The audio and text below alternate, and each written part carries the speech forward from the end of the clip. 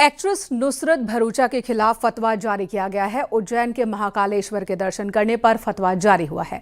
मौलाना शहाबुद्दीन रिजवी बरेलवी ने कहा कि नुसरत भरूचा ने शरीयत के खिलाफ काम किया और वो अल्लाह से माफी मांगकर कलमा पढ़ें।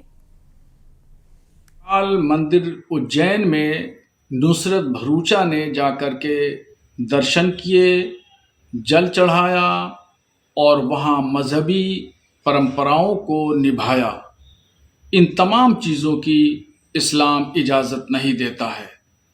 उन पर शरीयत हुक्म लगाती है कि वो नुसरत भरूचा तौबा करें, इस्तिग़फ़ार पढ़ें और कलमा पढ़ें।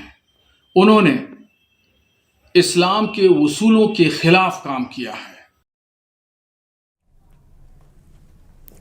और इस मामले में शहाबुद्दीन रिजवी के बयान पर मौलाना साजिद रशीदी ने पलटवार किया। उन्होंने कहा कि संविधान ने लोगों को धार्मिक आज़ादी का अधिकार दिया है और ये रिजवी कौन होते हैं जो शरीयत का ज्ञान और फतवे देने वाले हों। रिजवी शरीयत का ज्ञान अपने घर और मदरसे तक ही रखें, वरना एक दिन ऐसा आएगा कि लोग दौड़ा दौड़ा कर मारेंगे।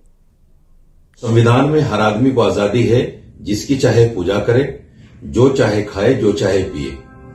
ये मुफ्ती रिजवी नाम का एक आदमी जो बराबर इस्लाम के खिलाफ इस तरह की बातें करता है, इस्लाम को लेकर लोगों के खिलाफ, मैं समझता हूं लाइमलाइट में आने के लिए और इस्लाम और मुसलमान को बदनाम करने की एक नई साजिश है। इनको किसने हक दिया है कि किसी के बारे में ये कहने का कि साहब वो किसी की पूजा नहीं करेंगी? इनको किसने हक दिया है कि भाई कोई नए साल का जश्न नहीं मनाएगा? अरे भाई, शरीयत को बताना है तो शरीयत बताइए अपने घर में बैठकर, शरीयत पढ़ाइए मदरसे में जाकर।